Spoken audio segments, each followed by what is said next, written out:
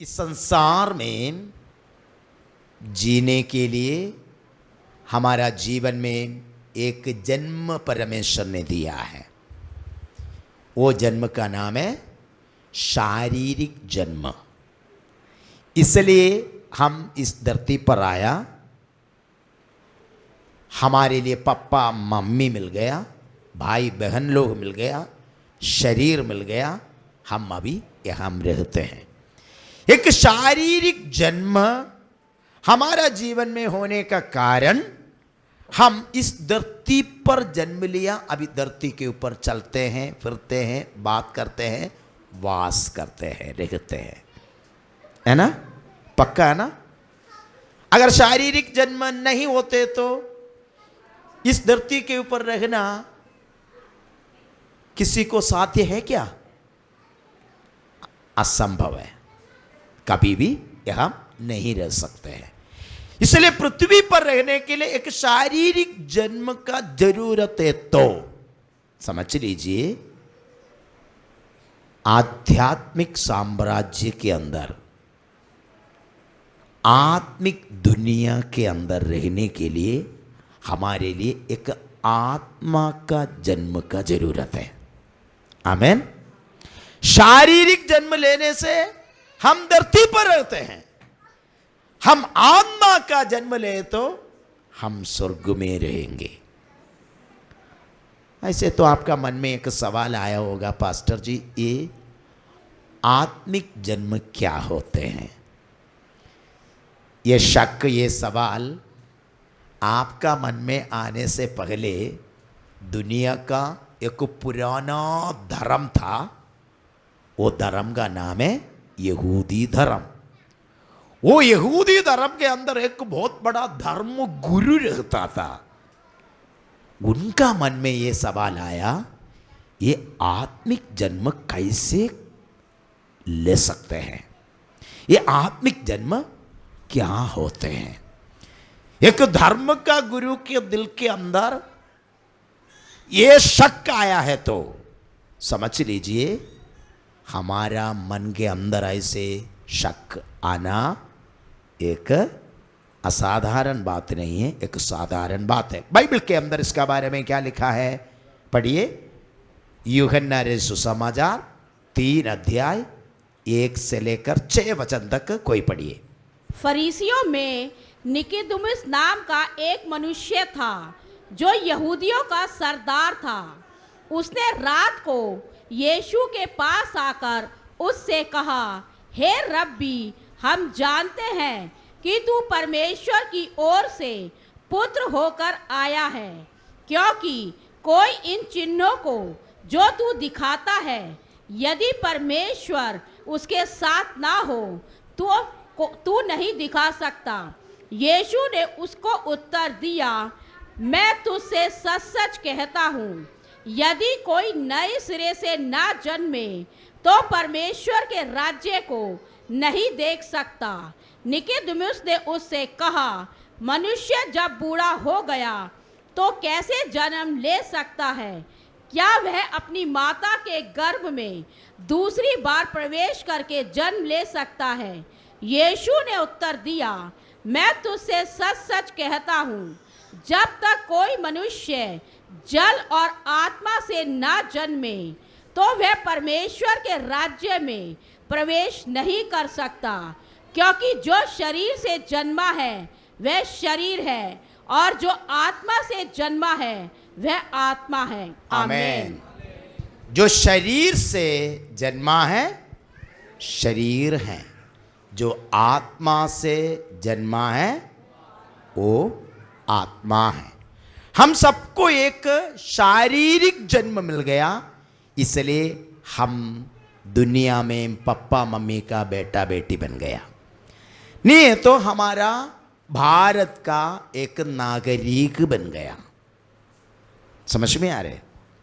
ऐसे तो बाइबल कहते हैं स्वर्ग राज्य के अंदर नागरिक बनना है तो, स्वर्ग में रहना है तो एक आत्मा का जन्म हम पाना है। ये आत्मा का जन्म का मतलब क्या है? एक आत्मिक जन्म है। मैं पिछले बार भी बताया, हमें परमेश्वर 3 भाग में बनाया हुआ है। एक आत्मा, दूसरा प्राण, तीसरा शरीर। इसलिए आत्मा का जन्म का मतलब यही है, हमारे अंदर परमेश्वर रखा हुआ आत्मा एक नया जन्म लेना है। आमेन। अगर कोई आईसीयू में एडमिट हो गया, नहीं तो वेंटिलेटर में गया, डॉक्टर 24 घंटे का समय बताया, ये तो बचेगा नहीं, ये तो बाहर नहीं आएगा। पूरे रिश्तेदार लोग बाहर रो रहे, बच्चे लोग बहुत रो रहे, लेकिन अचानक 24 घंटे पार हो गया, 2 दिन हो गया, 3 दिन हो गया, डॉक्टर जवाब दिया हुआ व्यक्ति ठीक होकर डिस्चार्ज होके घर में चल के आया। समाज का लोग क्या बताएंगे? आपको एक नया जन्म मिला है। इसका मतलब आप मर रहा था, इसका मतलब मरने पर था, आप एकदम खत्म हो गया था, लेकिन वहां से आपको दोबारा जीवन मिल गया है। वैसे हमारा आत्मा का बारे में बाइबल कहते हैं, हम अधर्म करने का कारण, अपराध करने का कारण, पाप करने का कारण हमारा आत्मा मर चुका था, मर गया था, लेकिन वहां पर यीशु मसीह आ गया, पवित्र आत्मा आ गया, यीशु मसीह का वचन का बीज बोया गया, वहां पर क्या हो गया? नया जन्म मरा हुआ आत्मा को मिल गया है। हालेलुया। इसलिए हमारे अंदर पाप और अधर्म का कारण मरा हुआ आत्मा नया जन्म पाना है, तो उसके अंदर आत्मा को सृष्टि किया हुआ, आत्मा का नाथ, आत्मा का स्वामी यीशु आना है। आमेन, आमेन। जब वचन का बीज प्रभु का दास लोग बोते हैं, उसके द्वारा पवित्र आत्मा हमारा हृदय के द्वारा आत्मा का मंडली में काम करते हैं। तब बीज यीशु है, पवित्र आत्मा काम करेंगे। जब पवित्र आत्मा काम करके प्रभु का वचन किसी का दिल के अंदर बोया जाते हैं, तुरंत वहां पर पिता परमेश्वर का अनुग्रह से वो मरा हुआ आत्मा वहां से जी उठते हैं। हालेलुया। तुरंत वो जगह में यीशु अपना पूरा कब्जा के साथ, अधिकार के साथ उद्धारकर्ता बनकर अपना कुर्सी रखकर बैठ जाते हैं। उसी दिन से हमें नया जन्म मिलते हैं, हम यीशु मसीह में नया व्यक्ति बन जाते हैं, नया सृष्टि बन जाते। इसका मतलब जो व्यक्ति का हृदय में यीशु मसीह को उद्धारकर्ता माना है, वो व्यक्ति का आत्मा मरे हुई अवस्था से जी उठा है। हालेलुया। कितना लोग यीशु मसीह को अपना हृदय के अंदर उद्धारकर्ता माना है, विश्वास किया है? विश्वास कीजिए, आपका मृत्यु खत्म हो गया, आप जीवन में प्रवेश किया है। हालेलुया। आपको आत्मा का जन्म मिल गया है, आपका मरा हुआ आत्मा जी उड़ा है, अभी आप परमेश्वर का संतान बन गया है। आमेन। ये अनुभव हमारा गवाही है। हालेलुया। पहले हम पाप, अधर्म, अपराध से मरा हुआ था, लेकिन यीशु मसीह के हमारा मरा हुआ आत्मा को जिलाया। अभी यीशु मसीह का जीवन हमारा आत्मा के अंदर है। वो आत्मा से वो जीवन हमारा प्राण का मंडल में, हमारा शरीर में, हर जगह में फैला हुआ है, प्रकट हो रहा है। वो खुशी, शांति, जीवन, प्रेम हर तरीका का आत्मिक स्वभाव के साथ हमारा जिंदगी में प्रकट होते हैं। हालेलुया।